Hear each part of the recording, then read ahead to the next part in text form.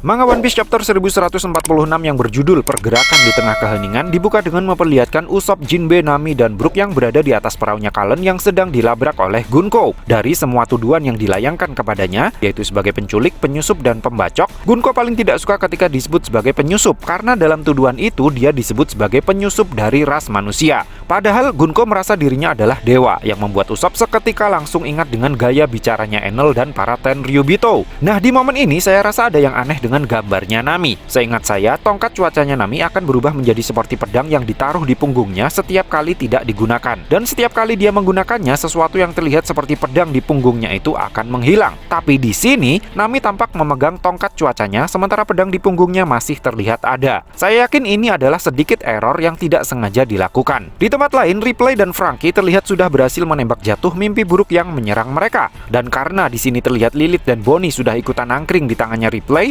sepertinya mereka sudah akan segera balik lagi ke desa. Dengan begini, apa yang mereka lihat selama tur di dalam bangunan misterius sepertinya baru akan diceritakan saat kelompok topi jerami berkumpul kembali nanti. Balik lagi ke tempatnya Nami. Gunko mengaku jika saja anak-anak itu bisa dimasukkan ke dalam karung lalu dibawa kabur, tentu semuanya akan berjalan dengan sangat mudah. Namun karena yang akan mereka culik adalah anak-anak raksasa, tidak ada pilihan lain selain membuat mereka berjalan sendiri dan mengarahkannya menuju ke Tanah Suci. Mendengar kata Tanah Suci, Jinbe akhirnya sadar kalau yang ada di depan mereka adalah seorang Tenryubito. Tapi Usopp heran, kok penampilannya beda dengan para Tenryubito yang pernah mereka temui. Brook yang sedari awal chapter hanya diam saja, kemudian secara mengejutkan mengatakan kalau yang ada di depan mereka saat ini sepertinya lebih dari sekedar Tenryubito biasa, melainkan seorang God's Knight. Bagaimana ceritanya Brook bisa tahu tentang God's Knight? Apakah ini murni hanya karena Brook sudah hidup lebih lama dari yang lainnya, atau di masa lalu sempat berurusan dengan mereka? Patut untuk kita tunggu penjelasannya. Terlebih lagi, pada manga One Piece chapter 489,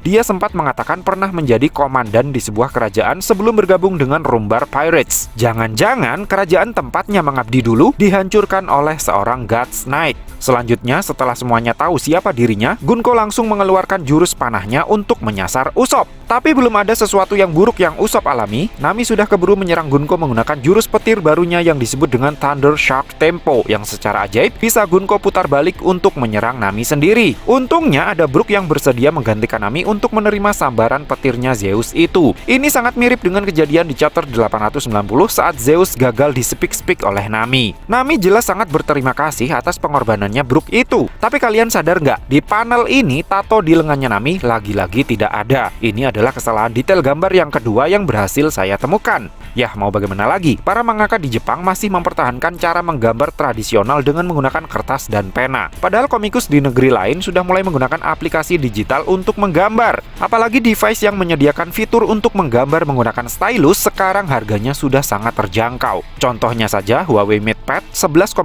inch yang hanya seharga 6 jutaan tetapi sudah dapat stylus dan Bluetooth keyboard gratis. Untuk responsivitas layar dan kecepatan kerjanya, jangan ditanya lagi. Ini Huawei loh, Apple-nya China gitu loh. Buat yang berminat, bisa langsung check out dengan klik icon YouTube Shopping di bagian bawah video ini. Nah, sepanjang adegan ini, Gunko mengatakan kalau suatu hari nanti dunia pasti akan musnah, atau setidaknya rencananya seperti itu. Namun ada sebagian kecil manusia yang menyadari hal itu dan memutuskan untuk memberitahu seluruh dunia. Belum selesai Gunko berceramah, Usopp sudah lebih dulu menembaknya dengan menggunakan Pop Green, yang ajaibnya, tembakan Usopp itu berhasil mengenai tubuhnya Gunko, tidak dibelokkan lagi seperti serangannya Nami yang tadi. Anehnya, Usopp seolah-olah tidak bisa percaya kalau gara-gara terkena serangannya itu tubuh Gunko bakalan langsung hancur sebagian, yang itu berarti serangannya Usopp ini seharusnya hanyalah serangan peringatan, yang efek maksimalnya cuma sampai bikin badan gosong. Tapi karena tubuh Gunko langsung hancur karenanya, kita patut curiga kalau yang sedang Usopp hadapi bukanlah tubuh Gunko yang asli. Dan yang lebih aneh lagi, bagian tubuh Gunko yang hancur ini bisa beregenerasi kembali dengan sangat cepat, seperti yang terjadi pada tubuhnya para Gorosei saat insiden di Egghead Island. Mungkinkah ini bukti kalau Gunko juga mendapatkan kekuatan dari Imusama? Saya pikir ini tidak lazim karena Gunko hanyalah seorang God's Knight, bukan seorang Gorosei, sehingga seharusnya dia bahkan tidak tahu kalau Imusama itu ada. Oleh karena sudah dibikin marah oleh Usopp, Gunko kembali mencoba peruntungannya untuk mengarahkan anak panahnya kepada Usopp.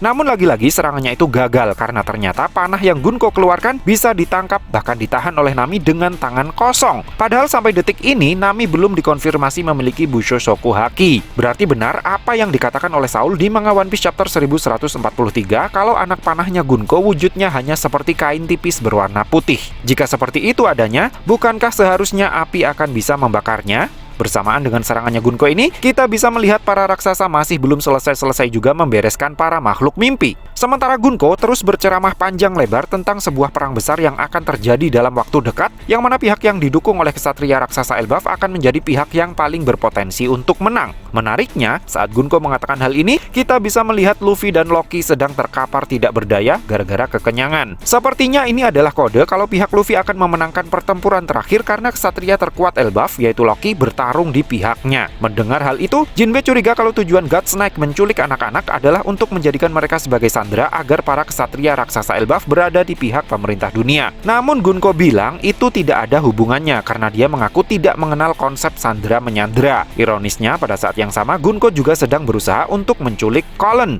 Lalu saat Jinbe dan Brook mencoba untuk menyerangnya, satu sentuhan panah putihnya Gunko membuat teknik keduanya saling menyerang satu sama lain. Dan setelah sukses menendang Nami, Gunko yang kembali mencoba menyerang Usopp terlihat menghindar saat Usopp menembaknya. Dari sini saya jadi semakin yakin kalau teknik pembalik serangannya Gunko hanya berlaku untuk serangan-serangan langsung, alias serangan-serangan dari makhluk bernyawa. Karena pelurunya Usopp tidak bernyawa, Gunko jadinya tidak bisa membalikannya. Tapi kenapa juga dia harus menghindar jika dia punya kemampuan regenerasi yang sangat luar biasa? Mungkinkah ini bukti kalau kemampuan regenerasi Gunko bukan pemberian dari Imusama? Makanya tidak seabsolut regenerasinya para Gorosei? Dengan begitu, bisa saja secara tidak terduga yang nanti akan mengalahkan Gunko adalah Usopp. Namun sebelum keajaiban itu terjadi, kali ini satu serangannya Gunko akhirnya berhasil mendarat dengan mulus di mukanya Usopp setelah gagal dalam dua percobaan serangannya yang sebelumnya. Pada saat yang sama, Saint Killingham ternyata juga sudah turun tangan langsung untuk menggerebek Walrush School dan baru saja selesai mengoplok KO kepala sekolah Kiba serta membuat Bu Guru Enji lemes sampai tidak bisa bergerak lagi. Setelahnya, dia mendekatkan Denden Mushi yang dia pegang ke depan Denden Mushi raksasa yang disebut sebagai Dengo Mushi dan menyuruh Saint Sommer untuk berpidato agar seluruh Elbaf bisa mendengarnya. Sepertinya berbeda dengan Denden Mushi yang cara kerjanya mirip sambungan telepon,